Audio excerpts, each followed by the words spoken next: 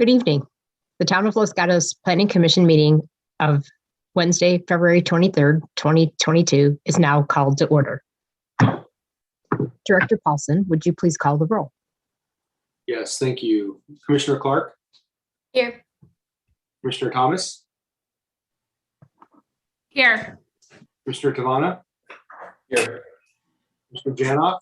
Here. Vice Chair Barnett? Here. Chair Hansen? Here as well. And Commissioner Raspy. Here. Okay, so it looks like we have everyone. Thank you. And before we continue on to our meeting, I'd like to turn the meeting back to staff who will address the rules of decorum and civility for our town public meetings.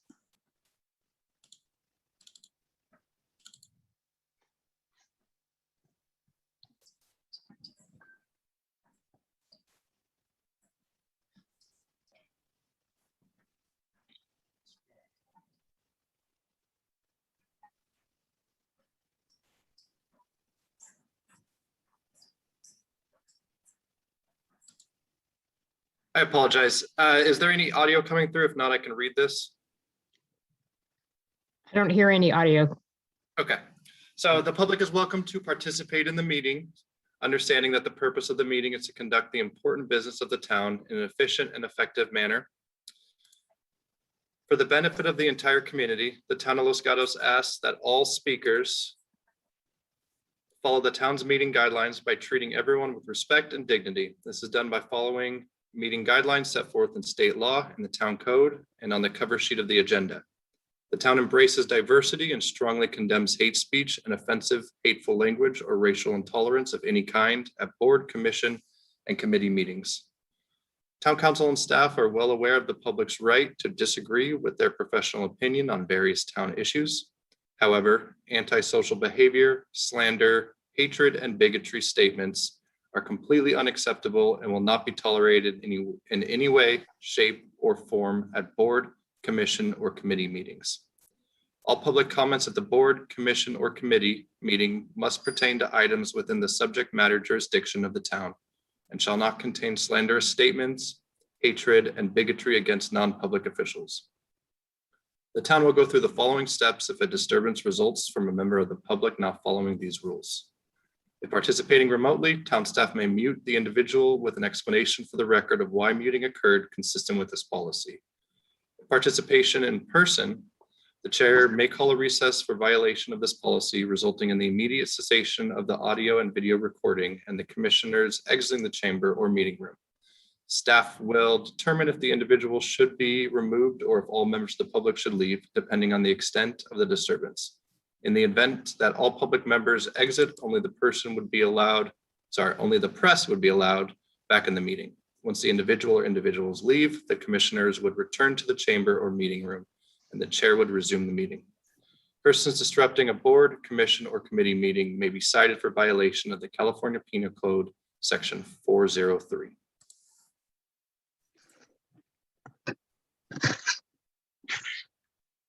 Okay, thank you for that. And then we will move on with our meeting. And the first part of our meeting is public participation.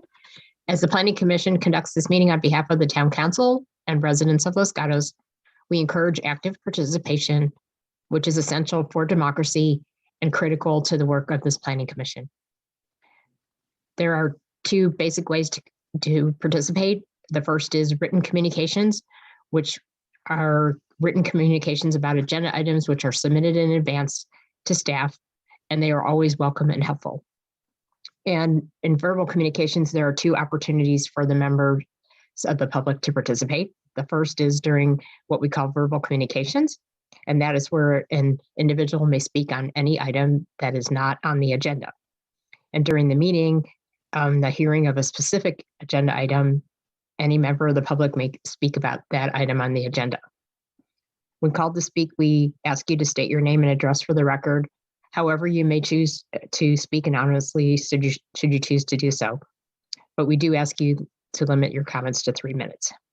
So we will start with verbal communications, and that is the section of the meeting where we ask the public to offer them the opportunity to speak about items that are not on the agenda.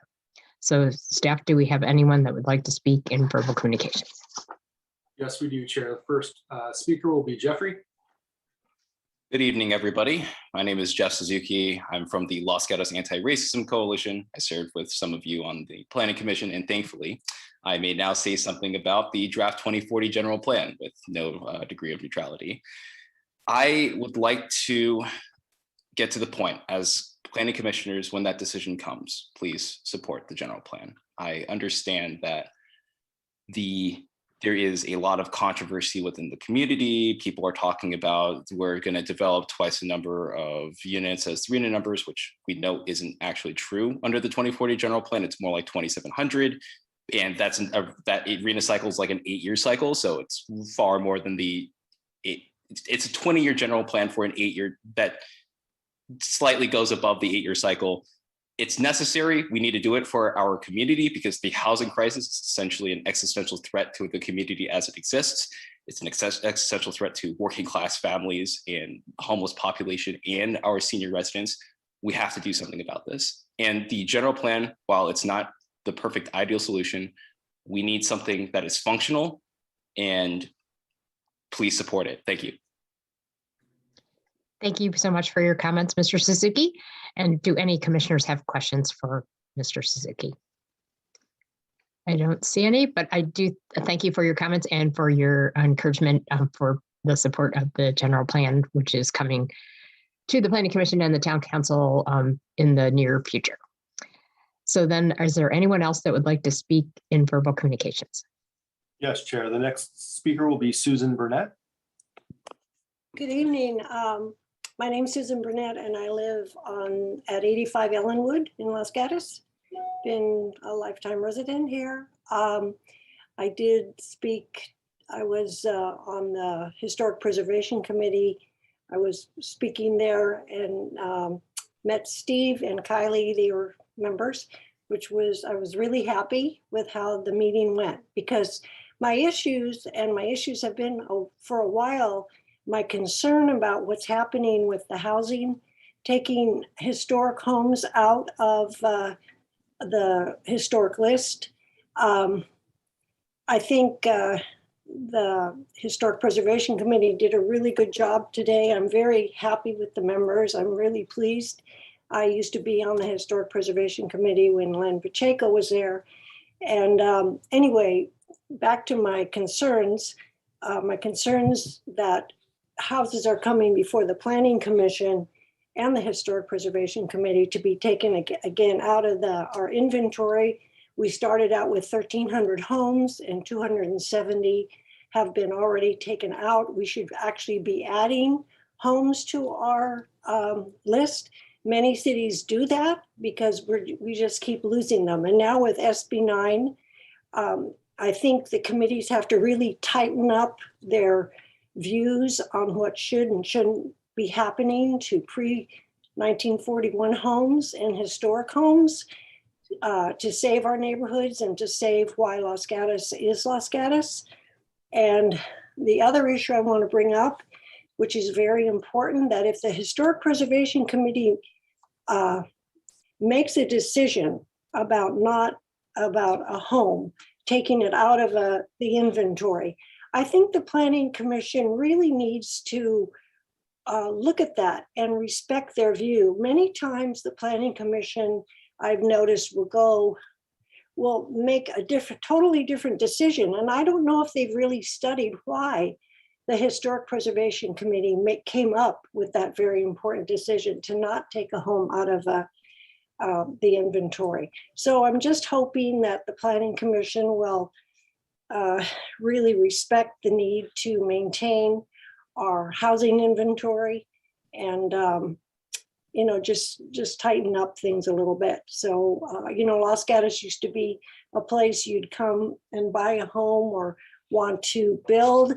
and the builders and developers would say, oh no, Los Gatos is strict, we have to follow certain guidelines. Well, I don't think we have that reputation anymore, and I think we should really work on getting that back. And I was so pleased with the Historic Preservation Committee, the members. I think they're really, really great. So anyway, Thank you very much for listening to what I have to say. We thank you very much for your comments, Ms. Burnett. And I will ask the commissioners if they have any questions for you. I don't see anyone, but again, thank you for your comments. And I encourage you as well to read the draft general plan. And if you have any comments on the sections that pertain to historic preservation, that would be welcome and helpful as well. Thank you. Is there anyone else that would like to speak in verbal communications? Yes, thank you, Chair. The next speaker will be Ally. Hi, thank you so much for taking my comment. Like Jeff, I speak to you tonight as a member of the Los Gatos Anti-Racism Coalition, and I'm here also to speak in favor of the general plan in its current state and in favor of a push toward affordable housing. A democratic society doesn't exist only for the sake of the rich. It does not allow the wealthy to build mega homes indiscriminately all over our hillsides and neighborhoods while ignoring the poor and the unhoused in our midst. Today, on my way home from a downtown Los Gatos coffee shop, I ended up giving my hot coffee to an elderly man who appeared to be homeless. Obviously, on a night when the temperature is going to dip to freezing, he and a lot of other folks are going to need a lot more than a hot cup of coffee. Where is he going to go? How is he going to survive? I don't know. The experts tell us that the #1 reason for homelessness is a lack of affordable housing, period. That's it. A lack of affordable housing. There are now an estimated 10,000 homeless in Santa Clara County and on a fair number right here in Los Gatos. You can see the encampments next to Highway 17, next to the trails. If we don't find a way to house everyone, the homeless population is going to continue to swell, and on nights like tonight, people may die. So the time is now, the place is here. Everyone right here in Los Gatos deserves to have a roof over their heads. I've lived in this town since 1965. I'm old enough to remember when there were homes for rich and for poor, for the middle and the working class, but we haven't kept pace with California's growth. We build huge homes, and I want to echo what Susan had to say here. We're often destroying historic homes to build mega homes for families of 4, and yet nothing for workers whose salaries can't keep pace with the rising costs of housing.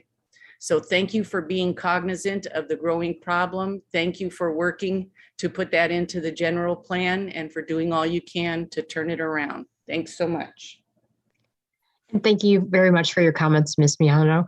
And are there any commissioners that have questions? I don't see any, but again, thank you very much for your comments.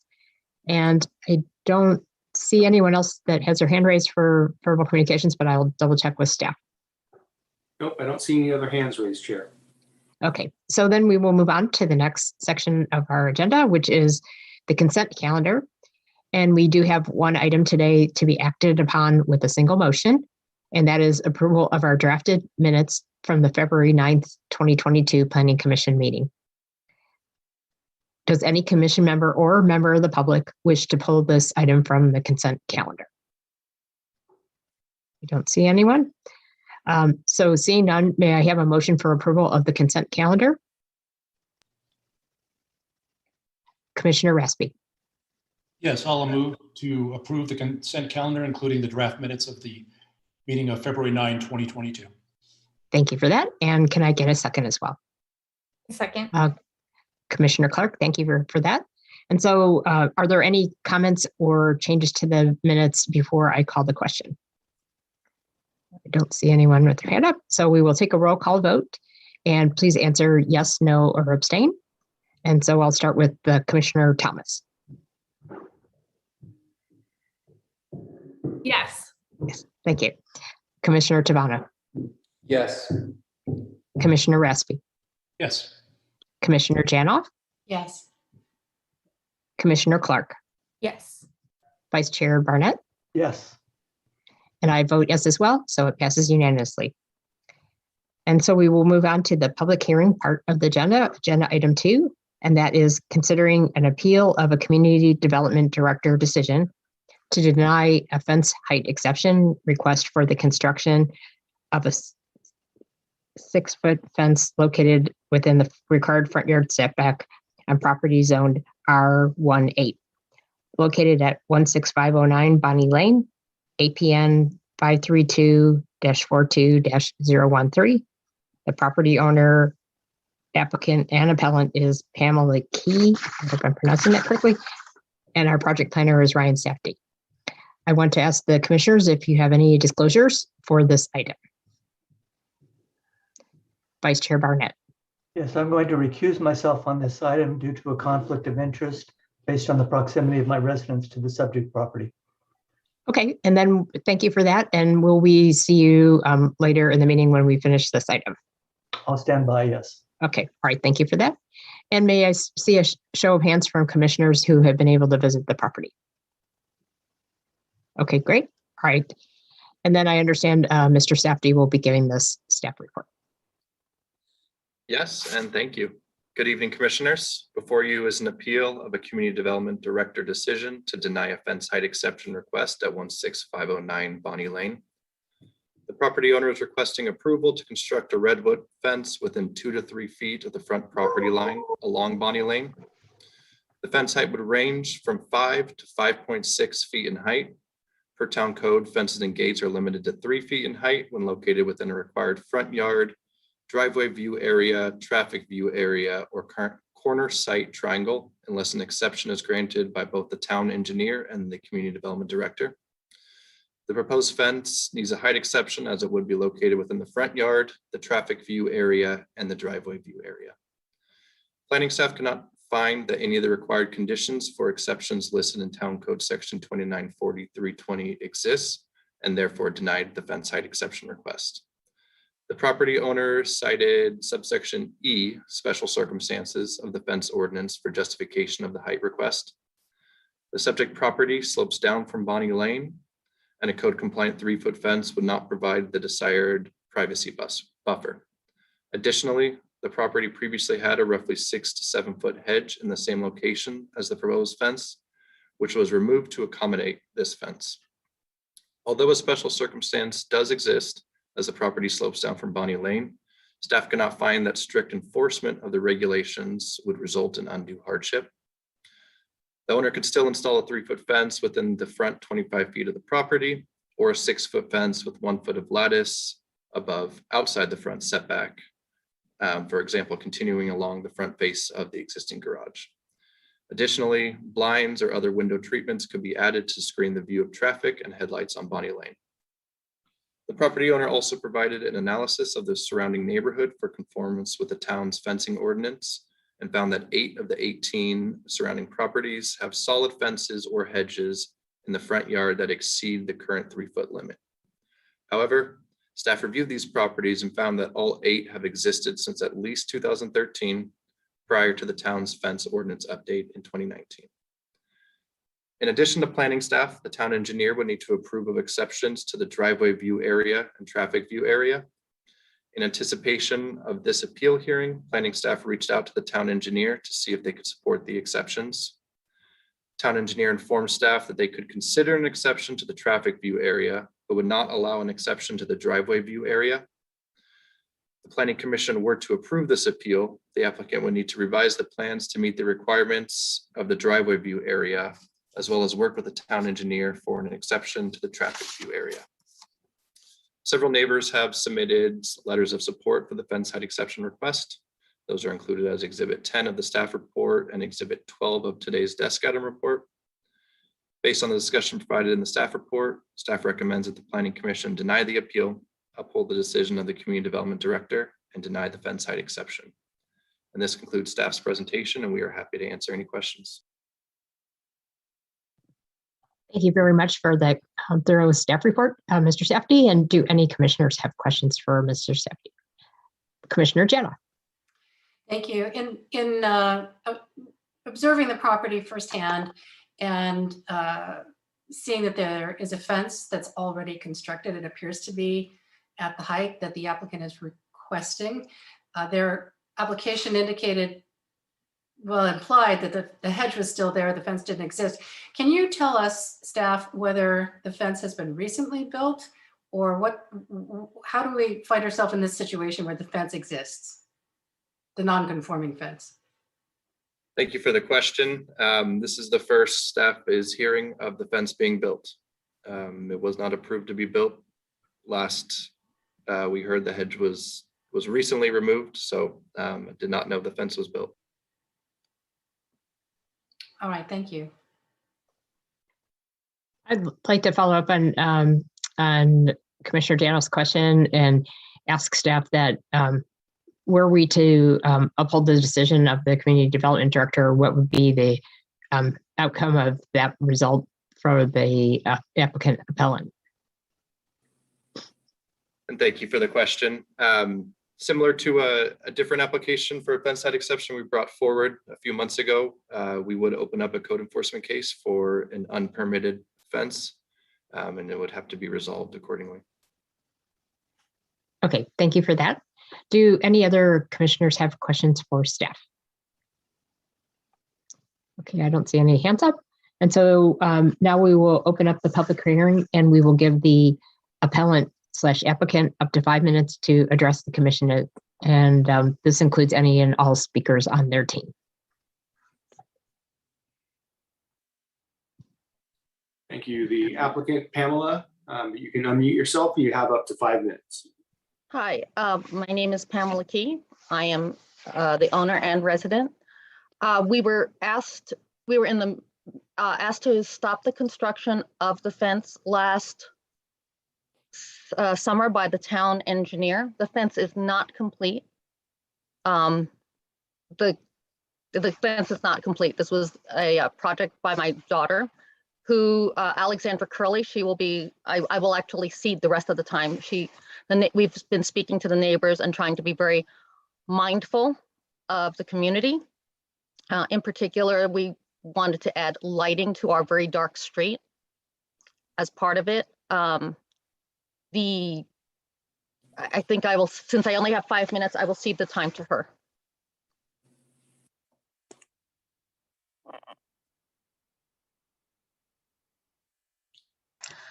Good evening, commissioners. My name is Alexandra Curley. I am the daughter of Pamela Key, the owner of this residence. The reason that we are seeking to have a fence that is over 3 feet is primarily because of the headlights. Further up the hill, there's a private driveway that is also on a slope. And when residents of that driveway, there's 3 homes up there, are driving down, those headlights end up shining directly into our home from a high angle. And we felt that a 5-foot fence was the minimum height to block a majority of that light so that it wasn't shining into my bedroom at night, while still not being an obtrusively high fence because it was only 5 feet. I believe that that was included in the package that we uploaded to the Acela portal, was a visual representation of where the headlights would have been coming in from that private driveway.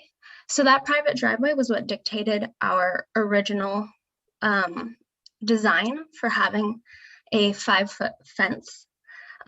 When we first started building the fence last summer, we were unaware that there was a new 3-foot height regulation that was implemented in 2019. And once we were informed by the code enforcement team, we stopped the production or the building of the fence. And then we started reaching out to the planning commission in order to be granted a fence height exception. Thank you. Thank you for your presentation. And does that conclude your comments? It concludes my comments, yes. Okay, I'm going to ask if any commissioners have questions for the applicant appellant.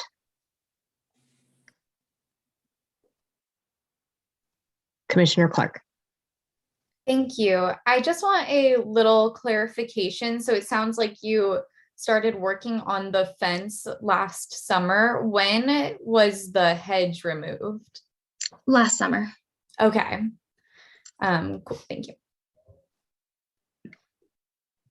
Do other commissioners have questions? I do have a question for you. I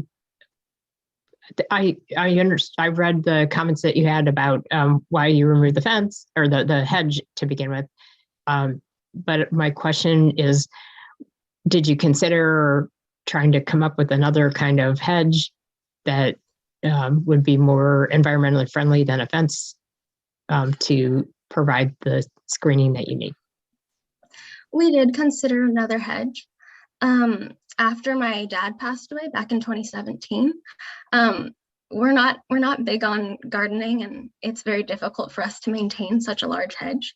And we felt that in order, the easiest maintenance for us was going to be a fence, because ever since my dad passed away, the hedge has become very overgrown. And for us, we felt like it was more of a fire risk than aesthetic. Okay, thank you for answering my question. Do other commissioners have questions for the applicant appellant? Commissioner Ratsby, and then Commissioner Thomas. Thank you, Chair. You note in your application, or rather your appeal, that one of the issues is are the car headlights entering into the residence. Have you tried using, or have you used any kind of shading in the windows to help ameliorate those effects? Yes, so we do have shades in the windows. Unfortunately, the LED headlights seem to be very, very bright. We do understand that an option is blackout curtains. However, before we resort to blackout curtains, we do like the ambient natural light that's indirect that can enter our home, but the LED headlights tend to be very piercing. Thank you for your answer. Okay, and then Commissioner Thomas. Thank you, Chair Hansen. I did have one question. Mr. Safdie mentioned that it would be possible to build a higher fence if it was set back farther, perhaps closer to the edge of the garage. Have you thought about moving the fence backwards so that it can be, closer to the face of the garage? Yes, we did. Because our house is set into the hill, the sidewalks, you guys mentioned that you had visited our home. The sidewalk is below, or it's above, and it's about mid-height. In order to get a similar height fence that is back near our garage, it would end up being a nearly 18-foot fence when we evaluated doing that, which seemed very high to us.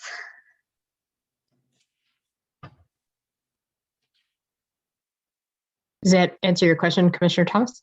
Okay, and do any other commissioners have questions? Commissioner Janoff. So in looking at the fence as it's currently being constructed, it seems very close to the sidewalk. Did you have plans to provide any landscaping between the sidewalk and the fence? Yes, we did. So in the process of redoing the yard, we also re-piped all of the irrigation, and there is irrigation that goes out to those front sections. Our current plan is to replace it with drought-tolerant California native plants. Some of the plants we were looking at were like kangaroo paws or similar plants to that. Thank you. So there would be landscape. Okay, and do any other commissioners have questions for the applicant appellant?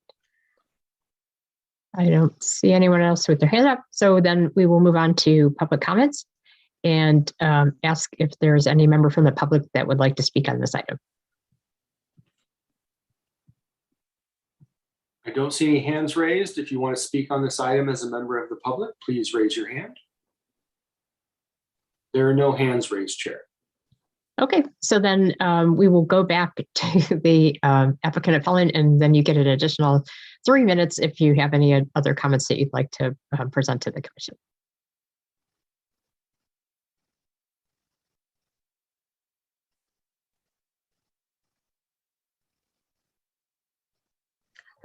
Oh, thank you for allowing me to unmute. Sorry about that. I appreciate the time that you've given to this consideration, commissioners, and I hope that you will allow our fence exception. Thank you. Okay, and it sounds like that's the end of the applicant appellant comments. And so I will ask if the commissioners have any final questions for the applicant appellant before we close the public hearing. I don't see any hands raised. Okay, so then I'm going to close the public hearing. And then we will go into the commission to ask if you have any additional questions for staff, comments on the application, or wish to venture a motion. And I would remind all the commissioners when we get to the part where we're making a motion that in this particular case, since it's an appeal, the action taken by the commission would be either to deny the appeal and uphold the action of the community development director, or grant the appeal, which would allow them to go proceed forward with the fence.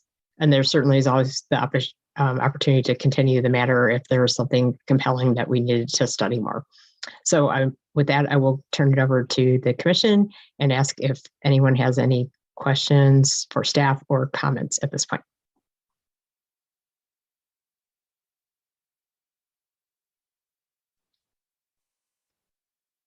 I'll go to Commissioner Janoff in that because I had a question too.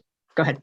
I don't have any questions for staff, except, well, didn't look to me as though there was a whole lot of room between the sidewalk and the fence for any planting. But given that you guys didn't know that the fence was being built, then I guess it's not a question. But it's a little disappointing to see that it's existing.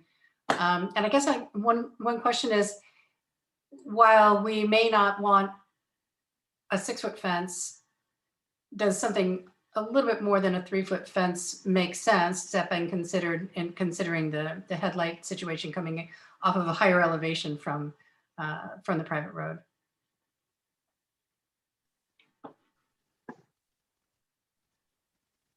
I can jump in, and if Mr. Safdie has anything to add.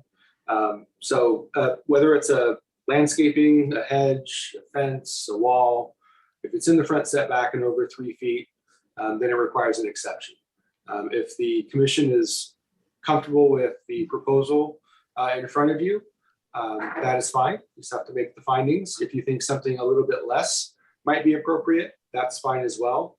I don't recall, and Mr. Safdie can correct me if I'm wrong, I don't believe there were any sightline elevations or sections provided depicting, the windows, that grade up to the roadway, and then through to the roadway that comes down from the opposite side that the headlights come in. So, Mr. Safdie, correct me if I'm wrong, I don't believe I saw a site section illustrating that.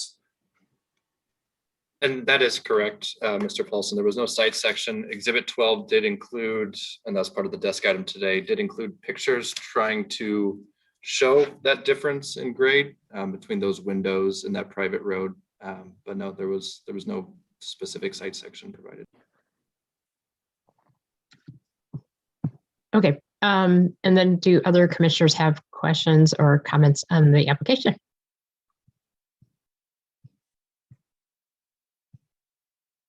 Okay, I don't see anyone with their hands up. I was going to go ahead and comment.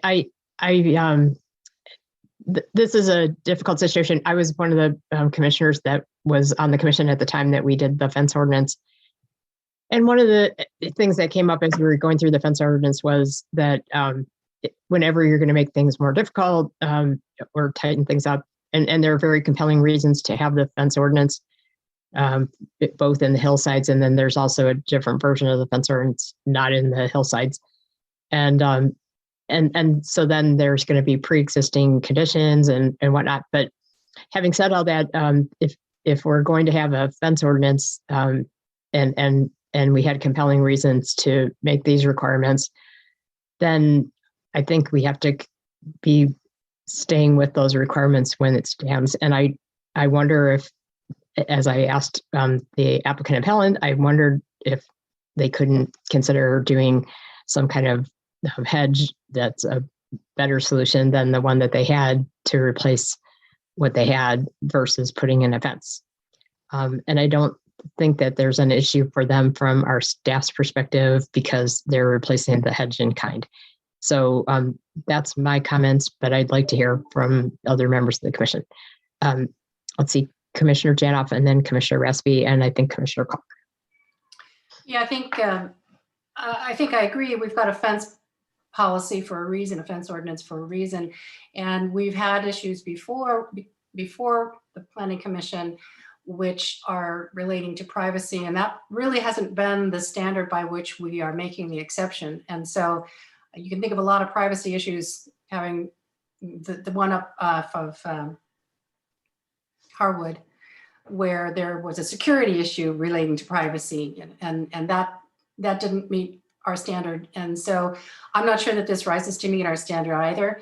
I'm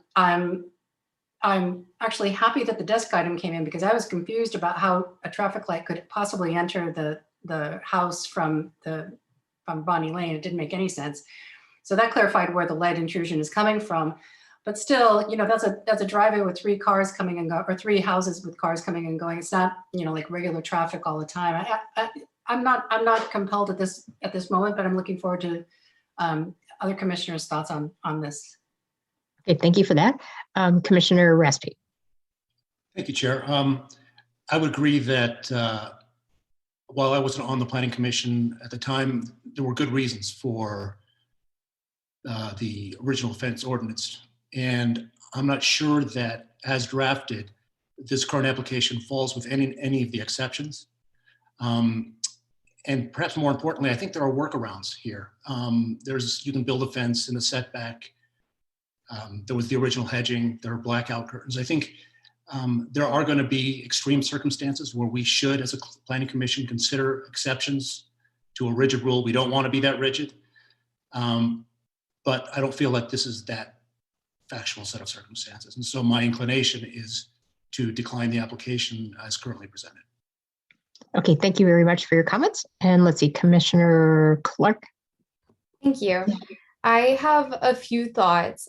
So first is they're classifying this under E, which would be a special circumstance. And I think it's important that that isn't just used for anything that doesn't fit in all of those other ones. It needs to actually be a really unique circumstance, which to me, it doesn't feel like this is. And then under the conditions for exceptions, B1 specifically says, like, if landscaping cannot address it, which I think we've agreed that it can in this situation. And also the town hasn't made any exceptions since these regulations were put in place. And so I think even though other neighbors do have fences that are taller, it wouldn't be good to set a precedent of or to start going just because other places have done it.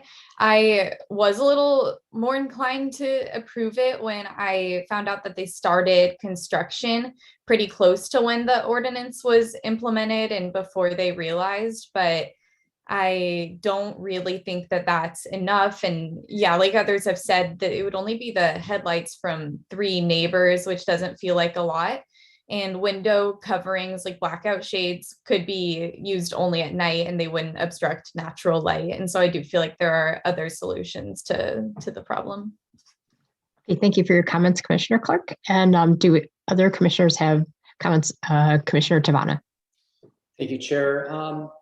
Just a question, maybe this is for staff. So, looking at the old hedge, it was obviously higher than 3 feet. And what they're asking to do tonight is replace that old hedge that was taller than 3 feet with a fence that's up to 6 feet. So how does that work in terms of, they already had an existing hedge that was not following town code and they want to replace it with the fence now? That's obviously not according to town code. Is that allowable, grandfathered in, if you will, or can you elaborate further on that? Yeah, and thank you for the question. I'll take a shot at it, and Mr. Paulson, if you feel like jumping in, please do so. So if it was something where, we're going to give them credit for an existing hedge and replacing with a similar height, even though it's a different product, we could have approved that administratively and there wouldn't have been a reason for us to deny the fence height exception application. Does that answer? Okay, go ahead. Yeah, I'll just add. So, if they wanted to replace the hedge with a different type of hedge that maybe was less maintenance, we would have definitely allowed that, even though that would require an exception as well. Because they went from a hedge to a fence, we looked at that differently. There is specific language in the code that allows you to replace in-kind materials.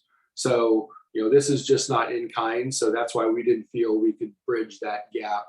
But that doesn't preclude the Planning Commission from bridging that gap. Thank you. Okay, Commissioner Thomas. I have one follow-up question to that, Director Paulson. If now the applicant did want to go forward with replacing the hedge, would that still be considered a replacement, or is that too late already? That's something we definitely could consider. If that was something the Planning Commission was interested in staff exploring, and then ultimately, obviously, that would need to be a choice of the property owner as well. But if that's some direction that the Planning Commission feels comfortable with, we're happy to take that direction if that's something the property owner is interested in. Okay, thank you. And then my follow-up comment is just that I really struggle with being able to find that a special circumstance exists, because there is no lot size or configuration issue, and there's no really enforcement. I mean, I'm not comfortable finding that it would result in undue hardship with the materials and evidence that we have in front of us. And I think that is in particular because it does seem that there are other options on the table still to mitigate this issue. So I think that I'm on the same page as the other commissioners that have spoken. Okay, thank you very much for your questions and comments. And before I go to Commissioner Tabata, who is raising the hand, I want to ask staff a question, which is, if it is the will of the commission to deny the appeal to build the fence, we don't have to take any other action. They can go ahead and pursue, with the option of either doing the blackout curtains or considering a replacement hedge. Yes or no? That is correct. Okay. All right. So through the chair, I would just offer there's also the other opportunity. They could appeal the decision to the town council. Right. I'm just saying from our perspective in terms of there isn't any other action we would take other than denying the fence exception or allowing the fence exception. Okay. All right. Okay. So then I will go to Commissioner Tabana. Thank you, Chair. I would argue that maybe a special circumstance does exist. While I do think it was a chicken kind of before the egg situation where they cut the hedge down and maybe realized that lighting coming down from that slope is entering their property. And that's where the lot size and or configuration of the lot, with it being significantly down below other houses or the street, if you will. So I would argue that a special circumstance does exist for this situation, and I would side with the applicants tonight. Okay, thank you for that. Commissioner Clark, I think you have your hand up again, right? Okay. Thank you. Yeah, I actually really appreciate Commissioner Tabana just saying that, because I was starting to kind of think the same thing. And the more I think about the fact that they started to build the fence before they knew about the ordinance and soon after it was in place, makes me wonder if that is a bit of a special circumstance as well. And staff, if you're comfortable answering this at all, since you weren't aware that this had happened, does that change anything for you, knowing that it had been that construction had started close to when the ordinance was passed? Thank you for the question. One point of clarification, the ordinance was passed in 2019. They were talking about removing the hedge in the summer of 2021. So not immediately afterwards. And I apologize, I forgot the rest of your question. No, I think that honestly answers it. Thank you. Okay, thank you. Okay, Commissioner Janoff. Yeah, I think it's true that the slope of the lot offers a challenge to the homeowner with respect to the oncoming headlights. I would argue that the nature of the fence they've chosen, however, has a lot of lateral gaps. And so it's not going to block the headlights completely the way that I think that they would like to. It's different from a fence that's completely solid. It's, as I recall, it's got some spacing between it. So I'm not convinced that the fence as designed is going to accomplish what they're hoping to. And I think that the hedge is probably a more effective way to keep that light out without having a different configuration of fence. So and the other thing that strikes me is that we're not talking about an all of the time circumstance, right? We're talking about some hours of the day when headlights are coming down from that property across the way. So it's not like you're on a busy street where you've got traffic all the time, and you know that could be more of a special circumstance because of the sheer volume of the light intrusion. But also we have alternatives here that I think would work. I mean, for me personally, I would say bring the fence down to within the requirement and plant behind it and get something more dense and a little bit higher going to help you with the light, and then add whatever the window treatments might be effective on the inside. I'm just not, personally, I'm not able to find that it's a special circumstances of the nature that would require, as I think Commissioner Clark mentioned, that it would be an undue hardship. And that's language that's pretty clear. There are alternatives that can be put in place. So, you know, if they weren't, then I think I might be more convinced otherwise. Thank you for that, Commissioner Janoff. And Commissioner Thomas. I agree with Commissioner Janoff. And in addition, I'm just not convinced that an 18-foot fence would need to be built in front, like along the, not that I don't believe the applicant but I just think that I don't have enough evidence in front of me to decide either way at this moment.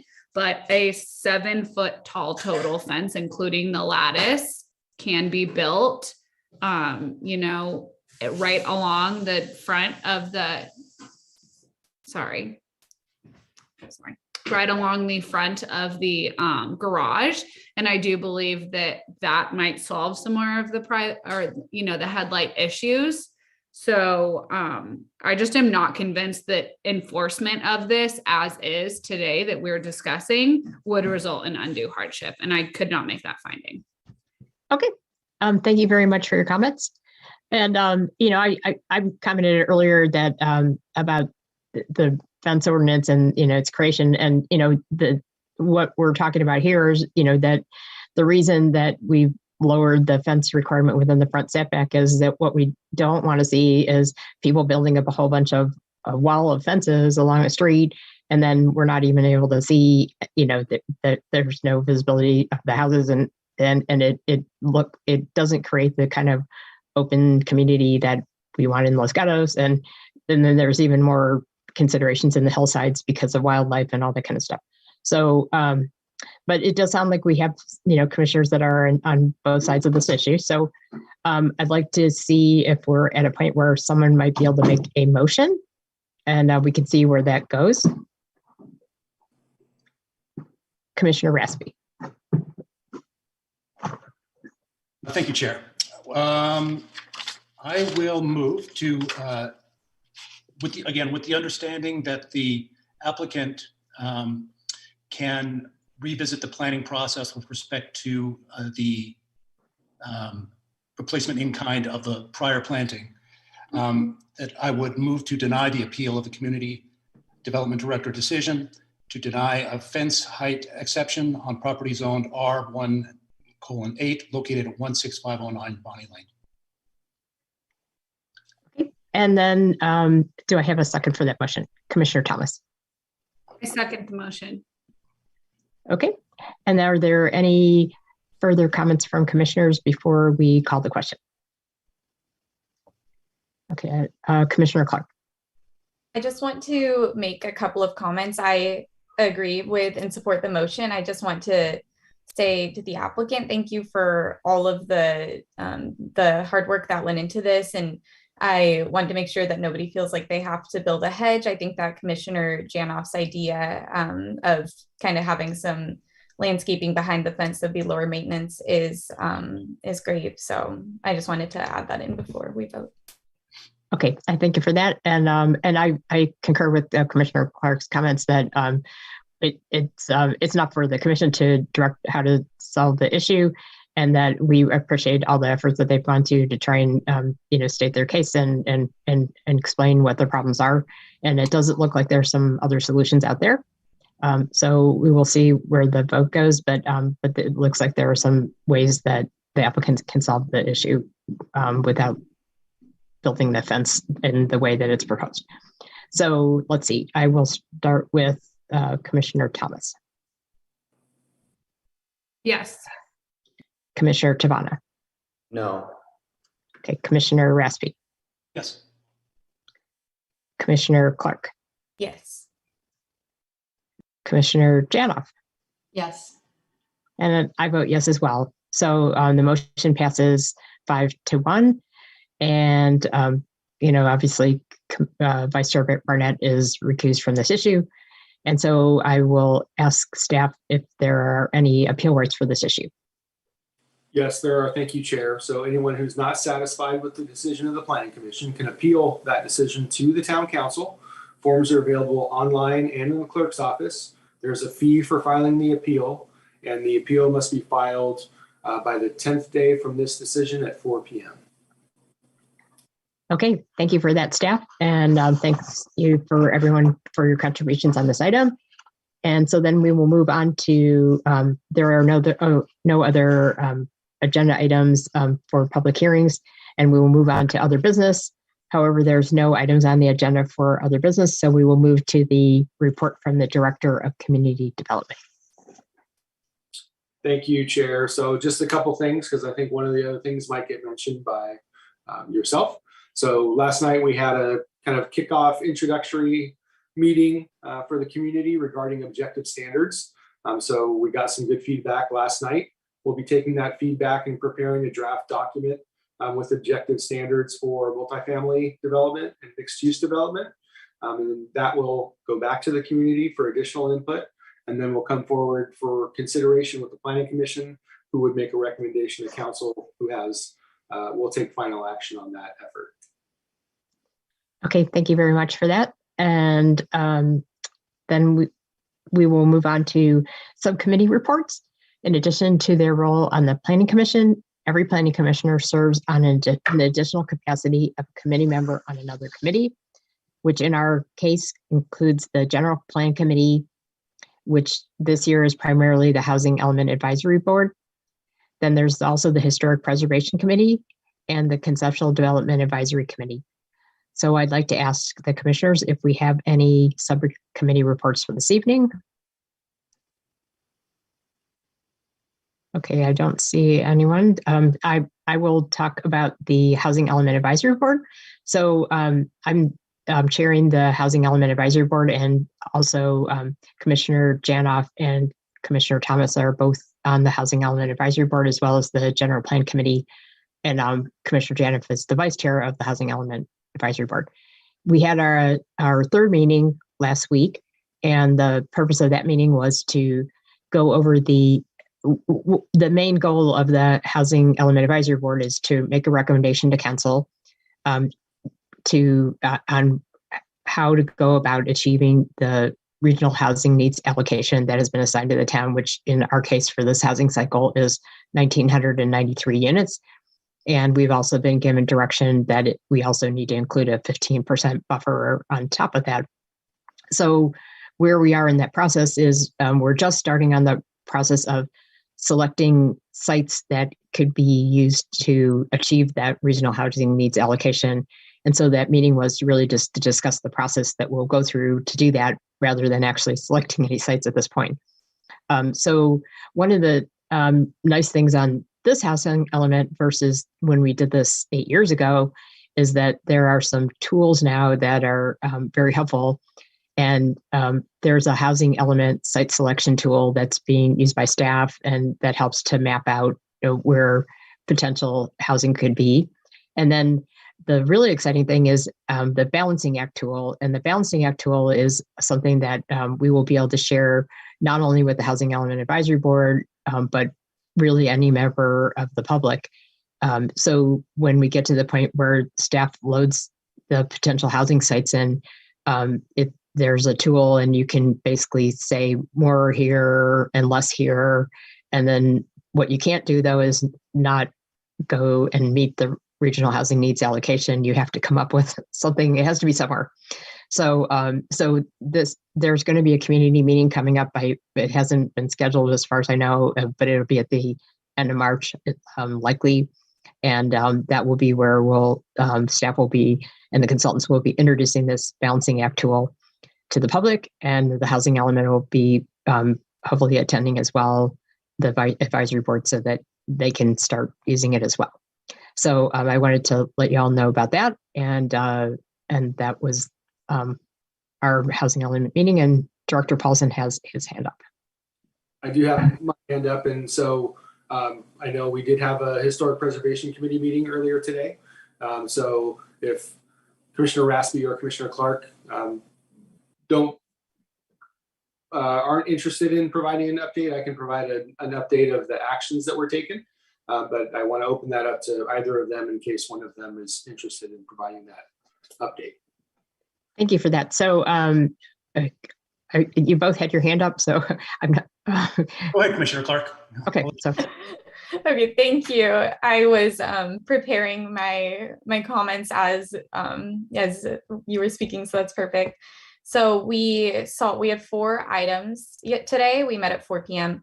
and we forwarded a recommendation for some alterations to an existing property.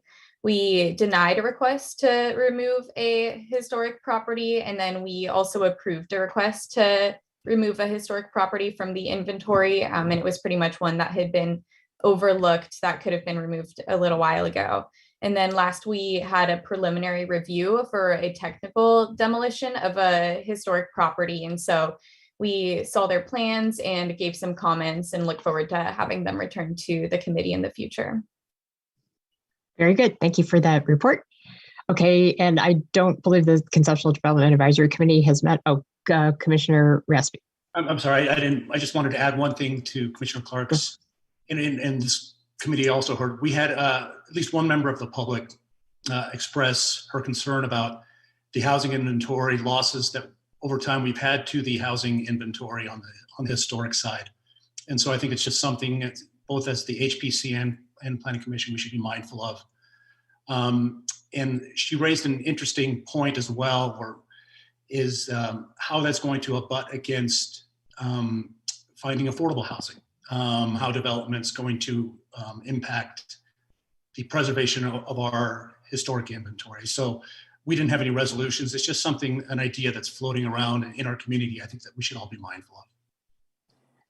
Very good. And I think that's a really important point to bring up and should be discussed as well by the Housing Element Advisory Board as they make their recommendations on where housing should be and considering, the direction that's in the general plan as well.